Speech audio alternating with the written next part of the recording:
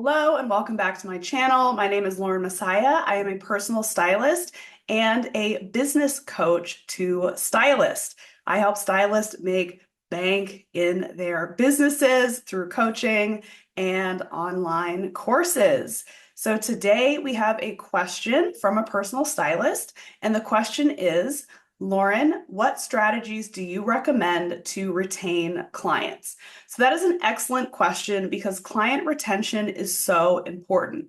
In business, it is much easier and much more cost effective to sell to your existing client base versus always having to go out and produce new clients. So in my styling business, I would have clients that I worked with for years, literally couple times a year, year after year after year, with like a nice roster of clients. And then, of course, there's some one-off clients that you service them once and they saved up for it and they don't come back, and that's fine. But having that core group of repeat clients is so key for your business. So there are many tactics to retain your clients, but in today's video, I am going to give you one big one. It was a mistake that I made early on in my business. And once I learned how to correct this mistake, the floodgates opened for more revenue and more repeat clients. Now, there are many more tactics outside of what I'm going to give to you in today's video. If you are part of SBA The Next Level, that is my continuation program after my core program, Style Boss Academy. There is literally a whole entire lesson on client retention called Revenue on Repeat. So if you're in that program, watch that training. You might have forgot about it. And if you're not in that program, make sure that you go through Style Boss Academy first, so you'll be eligible for that program that has like an entire insane library on all different ways to like market and scale your business as a stylist. So enough about that. Let's get into the client retention tactic that I'm going to share with you today. So the tactic is stop saying that I am your stylist for life. I used to say that. I used to say that. When I was selling my styling services in the beginning of my career, I was so nervous that people were going to say no, that people thought the price was too expensive. So I would just start like throwing stuff in. So I'm like, the benefit of signing with me is I'll be your stylist for life. Like, you can text me, you can ask me questions, like anytime. Just sign up for this service. That was probably one of the top stupidest things that I could have done in my business.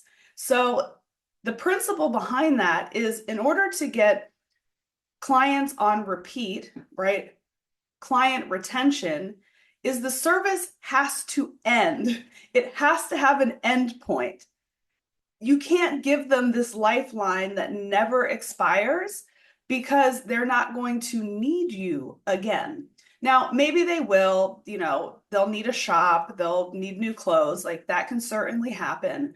But when you start like enabling your client to always text you, always contact you, they're going to start thinking that they can handle this on their own. Now, some clients can handle it on their own, and once you're done working with them, you're done. But if you, for free, are like, yeah, you should buy that. Yeah, put these shoes with that skirt, they're not going to need to hire you again. So I'm going to leave it at that because I want just that thought alone to open up your mind to what could be possible if you cut things off, right? If you cut things off and the service ended when it ended, they weren't allowed to text you. They weren't allowed to send you links. Should I buy this? They weren't allowed to ask for your opinion. What would you offer the client next? What would you offer them next? Would you offer them a service where they could text you?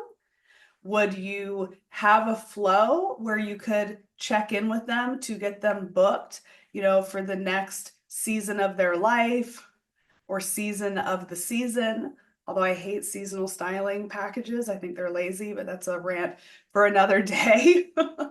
But once you decide it's done when it's done, then as a business owner, you can say, what makes sense to be next? And how can I offer that client the next step? And the next step costs money.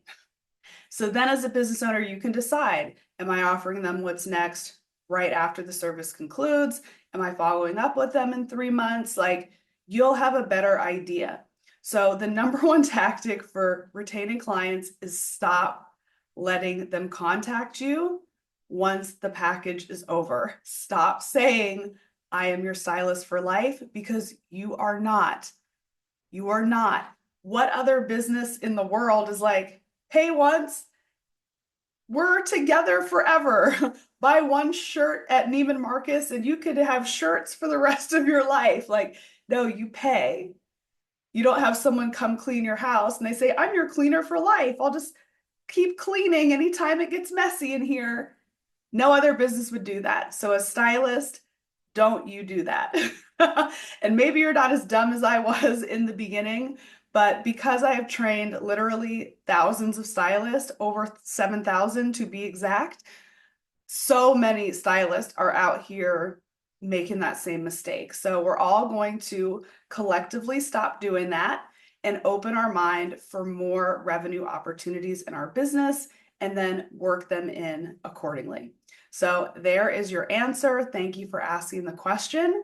Remember, if you have a question for me, you can always drop it in the comment section of any of the videos that you're watching, and I will do my best to answer it on video. Thanks for tuning in, and I'll see you on the next one.